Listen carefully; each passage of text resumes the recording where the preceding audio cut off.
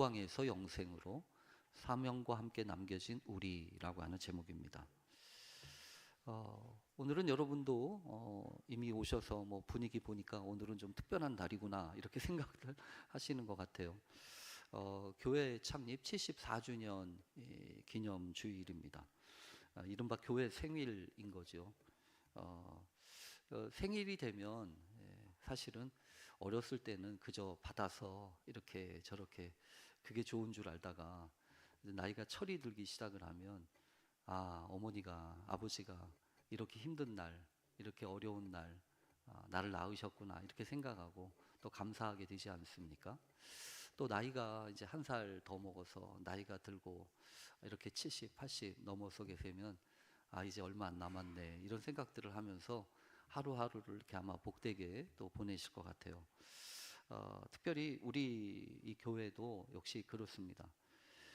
사실 해방 전후에 그 복잡하고 어수선했던 시절에 이 고향을 떠나서 상처 입은 분들이 참 많으셨을 것 같은데 그분들끼리 모여서 같이 쓸어안고 또 하나님의 말씀으로 위로하시다가 또 동족 상잔의 비극을 겪으면서 참 얼마나 암담했겠습니까? 그때에도 다시 살아갈 힘을 얻기 위해서 믿음으로 이 몸부림치면서 이 교회를 이루었지요. 그리고 아마 모든 분들도 다 그러셨던 것처럼 앞만 보고 숨가쁘게 달려와야 했던 그런 부흥의 시기 또 발전의 시기가 있지 않습니까? 그런가 하면 이제는 뭔가 새롭게 재편이 되고 미지의 그 다가올 시간들에 대한 두려움 때문에 어떻게 할 수 없어서 참 하나님 앞에 기도하게 되는 그런 오늘 우리가 이렇게 다시 한번 창립 기념 주일을 맞습니다. 그런데 또 오늘 우리가 교회력으로 보면 승천주일이거든요. 승천주일이라고 하는 것은 예수님이 부활하신 다음에 40일이 지나고 난 다음에 승천하시죠. 이제 떠나가는 겁니다. 그러면서 이 제자들에게 남기셨던 말씀들을 생각해보는 이 절기가 승천주일인데요. 어느 것 하나 사실은 쉬운 게 마땅한 게 없었던 것을 우리가 분명하게 봅니다. 그래도 다 보면 지나고 보면 감당하기로 결심한 사람들을 통해서 이 모든 것이 합력해서 선을 이루었다고 저는 믿습니다. 특히 이렇게 와서 보면 잘 안 보이시죠? 이렇게 보면 아유 교회 예쁘게 해놨네 이렇게만 보이시잖아요. 근데 사실은 다 누군가 늦게까지 시간 내서 마음 들여서 글자 하나하나 붙이고 또 이렇게 하나하나 세운 겁니다. 그래서 보이는 모든 것들은 사실 그냥 생겨난 게 아닙니다. 손길 하나하나 미쳐가지고 거기에 이렇게 저렇게 담겨있는 정성이 또 섬김이 담겨있는 겁니다. 그래서 오늘 특별히 이 교사를 생각하며 드리는 또한 오늘 이 주일이거든요. 그래서 그런지 모르지만 어떤 분이 그러셨더라고요.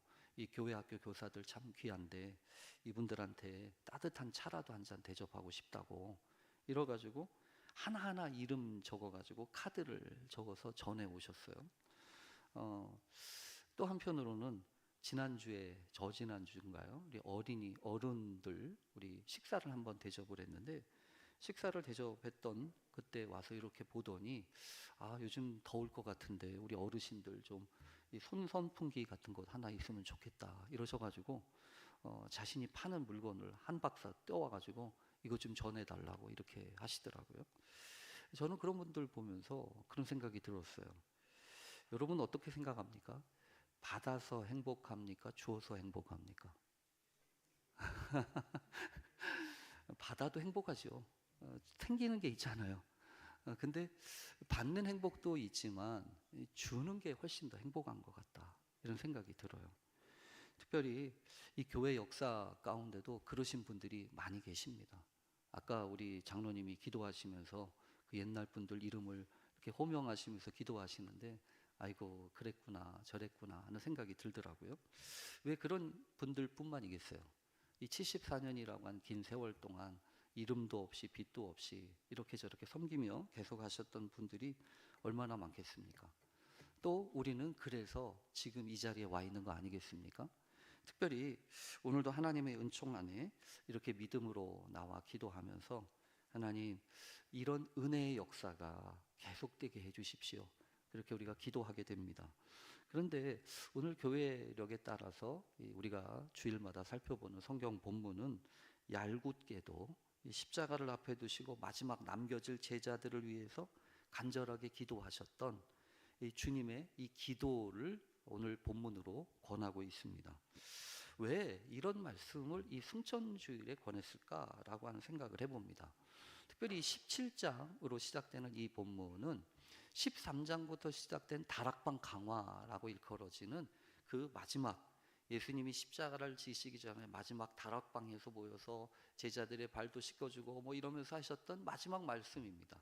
근데 17장은 기도라고 해요. 기도. 근데 어떤 기도냐면 대제사장적 기도라고 이렇게 표현하고 있습니다. 이게 사실은요, 더 이상 이제 말씀하지 않고 이제 기도로 돌아섰다는 얘기입니다. 여러분, 기도는 뭐죠? 기도는 사람을 향하는 게 아닙니다. 하나님을 향하는 거죠. 그래서 오늘 이 표현이, 이 전환이 사실 중요한 것 같아요. 하나님 앞에 이제 떠나가야 될 그때를 두고 남겨질 제자들을 위해서 이렇게 기도하고 있는 이 말씀. 그러면서 이제 승천이라고 하는 생각을 지금 하셨기에, 그래서 오늘 우리에게 이 승천 주일에 이 말씀을 권하는 게 아닌가 이런 생각을 해봅니다. 사실 그냥 승천이라고 하는 것은 떠나가는 것을 이렇게 보여지고 생각하게 되지만 제자들을 남겨두고 떠나가는 사건이 아니라 이 지상에 남겨진 제자들을 위한 이 중보의 시작이라고 하는 것을 우리가 기억해야 합니다. 그래서 오늘 본문은 17장 11절에 보면 이렇게 시작했지요. 나는 세상에 더 있지 아니하오나 이러잖아요. 나는 세상에 더 있지 않는데 제자들은 세상에 있다는 거예요. 그런 남겨진 제자들을 위해서 기도하시는 이 기도의 시작은 오늘 우리에게 주님이 어떤 마음으로 이런 기도를 하셨을까를 생각하게 합니다. 히브리서 7장 25절에서는요 이렇게 또 말씀하고 있어요. 성경에 보면 그러므로 자기를 힘입어 하나님께 나아가는 자들을 온전히 구원하실 수 있느니 이는 그가 항상 살아계셔서 그를 위하여 중보하시고 간구하십니다. 그러니까 지금 주님은 우리를 떠나 계시지만 살아계셔서 우리를 위해서 간구하신다고 하는 겁니다. 여러분, 이런 기도의 목소리를 생각하고 있으면 저는 마치 있잖아요. 오늘 말씀을 읽는데 예전에 74년 전에 이 교회를 세우신 분들도 그렇게 기도했을 것 같아요. 사실 해방 전후에 아까도 말씀한 것처럼 혼란한 시대에 이분들이 할 수 있었던 것은 기도뿐이었을 겁니다. 그리고 그분들도 아마 그렇게 생각하지 않으셨을까요? 본인들이 세운 이 교회가 74년 후에도 존재할까 아닐까 아마 모르고 기도하시지 않으셨겠어요? 그런데 그 기도가 오늘 우리를 이 자리에 있게 한 거라고 하는 거죠. 그리고 우리도 지금 동일한 자리에 있습니다. 우리도 똑같은 불확실한 미래를 앞에 두고 있습니다. 74년 동안 존재했던 이 교회가 74년 뒤에도 똑같이 있을 걸까요? 있을 거라고 생각하십니까? 모르죠. 모르죠. 무슨 일이 벌어질지 어찌 알겠습니까? 그래서 기도하는 거예요. 오늘 우리가 어떻게 기도해야 될 건지, 오늘 성경에 보면 그래서 주님이 기도하시던 그 모습을 보면서 우리가 이 74주년을 맞이하면서 우리가 어떻게 기도할 건가, 그 기도의 단초들을 배우게 됩니다. 우선 오늘 본문을 보면 예수님이 요한복음 17장 1절에서 이렇게 기도를 시작하십니다. 예수께서 이 말씀을 하시고 눈을 들어 하늘을 우러러 이르시되, 눈을 들어 하늘을 우러러 이르시되, 에파이로라고 하는 이 단어, 눈을 들어 올린다라고 하는 뜻입니다. 그러니까 저절로 올라간 게 아닙니다. 눈이 저절로 올라간 게 아니고 의지적으로 이렇게 들어 올린 겁니다. 눈을 이렇게 들어 올렸다고요. 이 행위는 오늘 우리들에게 상당히 중요한 것을 생각하게 합니다. 위기의 순간에, 또 답답하고 불안한 순간에 방향이 본능적으로 아래를 향할 때가 많습니다. 그래서 고개가 숙여지고요, 시선이 땅으로 향하고 어깨가 내려앉기 쉽습니다. 마치 이것은 중력의 법칙과도 같이 자연스러운 일입니다. 또 우리가 살면서 손가락질을 받고 자꾸 이렇게 저렇게 푸사리를 먹고 이런 사람들 말이에요. 그래서 침체를 경험하는 사람들, 배신을 당하는 사람들, 이 모든 것들이 내가 세웠던 모든 것들이 한꺼번에 무너진 것 같은 사람들의 눈이 어디를 향하겠습니까? 당연히 아래를 향할 수밖에 없죠. 더군다나 이 기도가 드려졌던 상황을 보면 가룟 유다는 이미 밤 속으로 사라졌습니다. 그래서 요한복음 13장 30절에 곧 바깥으로 나가니 밤이었더라 이렇게 기록하고 있지 않습니까? 그리고 베드로에게는 3번의 부인이 예고되었습니다. 네가 닭 울기 전에 3번이나 나를 부인할 거야. 또 제자들은 두려움과 슬픔 속에 있었습니다. 그런데 그 자리에서 예수님은 눈을 들어 올리셨습니다. 저는 이게 가장 이 극적인 장면의 시작이라고 믿습니다. 주님의 이 행위는 중력에 거스르는 행위였습니다. 자연스러운 반응에 역행하는 선택이었다고 하는 거죠. 이런 행위가 우리에게 가르쳐주는 몇 가지 의미들이 있습니다. 뭐냐면 시선의 방향이 삶의 정체성을 결정한다는 겁니다. 그래서 여러분, 이 유다의 배신이나 또 베드로의 부인이나 흩어질 제자들의 모습을 보고 그들에게 시선을 두면 그 시선 속에서 주님은 버림받은 사람입니다. 그런데 눈을 들어서 하늘을 향하기 시작하면 여전히 아버지의 아들로 남게 됩니다. 그러니까 여러분, 어디를 보느냐, 어떤 상황에서 있느냐, 이게 상당히 중요합니다. 환경을 보는가, 사람을 보는가, 아니면 하나님을 보는가. 그리고 그렇게 보여졌을 때 새로운 사실들이 깨닫게 됩니다. 뭐냐면 아버지여 때가 이르렀사오니 라고 얘기하지 않습니까? 이때 때라고 하는 것은 크로노스 같은 흘러가는 시간이 아닙니다. 카이로스라고 일컬어지는 하나님이 정하신 결정적인 그런 순간이요, 때였다는 거죠. 그냥 수평으로 보면 그날은 재앙입니다. 그러나 수직적으로 하나님의 뜻을 생각하고 하나님을 우러러 보는 순간, 그때는 하나님의 시간표 안에 있는 결정적인 구원의 완성을 이루는 때입니다. 똑같은 현실인데 다르게 보입니다. 시선의 방향이 바뀌었기 때문입니다. 그래서 상황이 바뀐 건 아니에요. 그러나 바라보는 방향이 바뀌면 얼마든지 이렇게 새롭게 발견되어질 수 있다고 하는 것을 오늘 주님은 이렇게 우리에게 가르쳐 주십니다. 그러면서 기도하시는 거예요. 하나님을 향한 방향이 기도의 내용이나 선행 이런다는 것보다 앞선다고 하는 말입니다. 그러니까 여러분, 기도를 그렇게 생각하지 마십시오. 내가 무슨 번드르르한 말을 가지고 하나님 앞에 자질구레하게 이렇게 저렇게 이야기하는 것을 기도라고 생각하지 마세요. 그게 아니고요, 몸의 방향을 돌리는 것부터가 기도예요. 하나님 앞에 나와, 하나님, 내가 아무 소리 못해도 하나님 앞에 나와 고개를 숙이면서 아버지, 이렇게 하는 거가 다 기도란 말이에요. 하나님이 그런 기도를 들으시고 눈을 들어서, 그래서 여러분, 이 요한복음은 상당히 재밌어요. 왜냐하면 요한복음은 기도하는 행위를 이렇게 계속해서 설명하고 있거든요. 그래서 여러분 아시는 것처럼 요한복음 11장 41절, 그 무덤가 나흘이나 돼서 냄새가 났던 그곳에서도 하나님 앞에 기도하면서 하늘을 우러러 기도하셨다고 하는 그런 표현이 있다는 거죠. 그러니까 여러분, 하늘을 우러러라고 하는 이 표현은 요한복음에 있어서 뭔가 새로운 역사를 이루기 위한 전조와도 같습니다. 오늘 그래서 여러분, 우리가 이 74주년을 맞이하면서 우리가 돌이켜 생각해 볼 건 이거예요. 우리는 그동안 무엇을 바라보고 있는가? 그리고 앞으로 무엇을 또 기대하고 바라보고 갈 것인가? 겉으로 보면 나이 드신 어르신들이 이제 점점 하나 둘씩 가시니까 빈자리가 많아 보여요.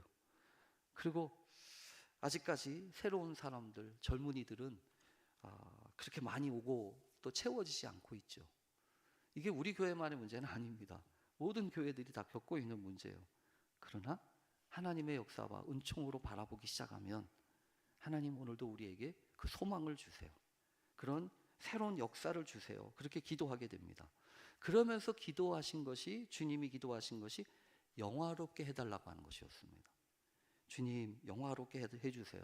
이 영화롭게 해달라고 하는 이 단어는 사실 독사조라고 하는데요, 이거는 원래 고전 헬라어에 따르면 의견이나 평판을 뜻합니다. 그러니까 다른 사람들이 나를 어떻게 생각하는가, 겉으로 보여지는 것, 그런 거에 뜻하는 언어였다는 거죠. 그런데 어느 날 번역, 이 헬라어 LXX라고 이 septuagin트 이것을 번역하면서 히브리어 카보드라고 하는 단어를 번역하는 데 쓰여지면서 의미가 완전히 달라집니다. 카보드라고 하는 단어는 무게, 또 무거움이라고 하는 뜻이거든요. 그러니까 그동안 가볍게 스쳐 지나가던 것이 아니라 실제로 존재하던 것, 그러니까 감추어져 있어서 알지 못했던 것, 그것이 드러나는 것, 그게 영광이라고 하는 것입니다. 여러분, 삶에는요 그럴 때가 있어요. 영화롭게 해달라고 하는 기도를 할 필요가 없습니다. 모든 것이 잘 되고 성공하고 가치가 분명하게 드러나는 순간 말입니다. 그때는 기도하지 않아도 영화롭게 보입니다. 잘 나가 보인다는 거죠. 그런데 영화롭게 해달라고 하는 기도가 필요한 순간이 있습니다. 진짜 가치가 숨겨져 있거나 오해받거나 반대로 보이는 그런 순간 말입니다. 예수님이 기도를 드렸던 그 밤이 바로 정확한 그 순간이었습니다. 십자가는 당시 사회에서 가장 수치스러운 죽음이었고, 로마법에 따르면 십자가는 노예와 반역자에게 주는 형벌이었습니다.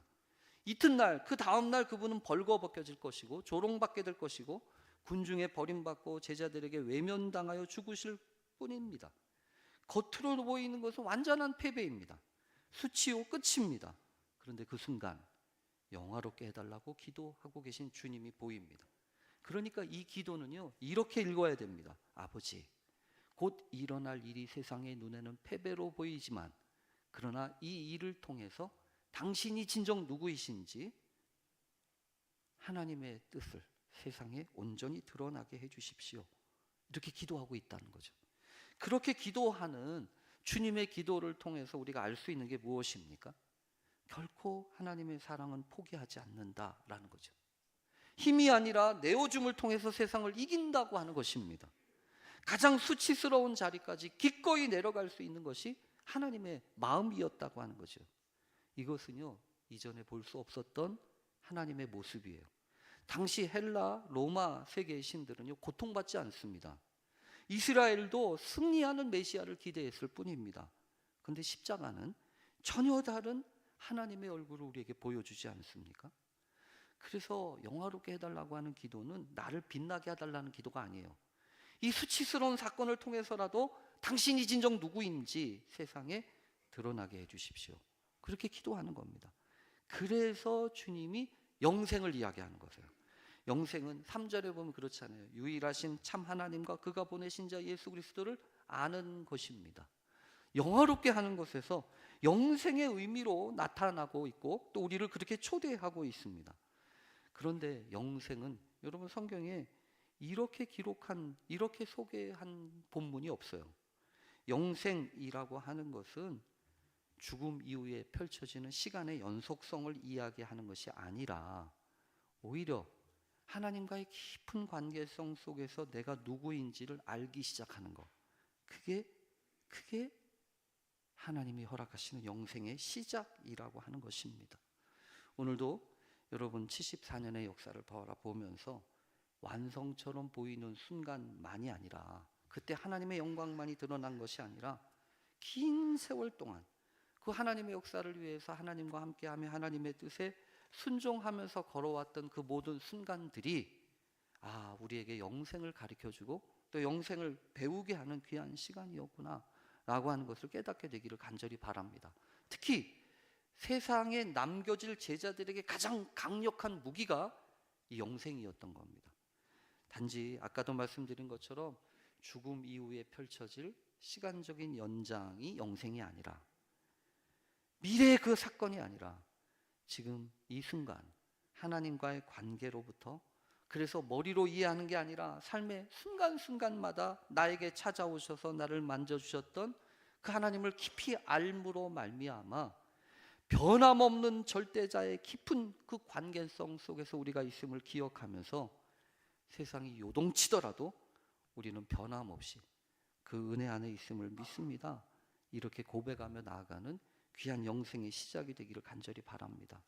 주님도 그러셨으니까 분명 우리도 그럴 겁니다. 원하든 원치 않든 서 있는 자리를 내어주고 비워야 할 시간이 있다고 하는 것입니다. 그러나 그 모든 물러남과 떠나감이 그냥 사라지는 것이 아님을 기억할 필요가 있습니다. 그래서 떠나간 자리에 무엇이 남는가라고 하는 것이 중요합니다. 언젠가 우리 교회 저쪽 평동 13-1번지에서 나오면서 제가 그런 말씀 드린 적 있죠. 그냥 주님처럼 시작하면 되고 또 주님처럼 마치면 됩니다. 언제나 그렇지 않겠어요? 주님이 자신이 떠나가고 난 뒤에 남겨진 제자들을 그저 생존하고 보존되기를 원하지 않으셨습니다.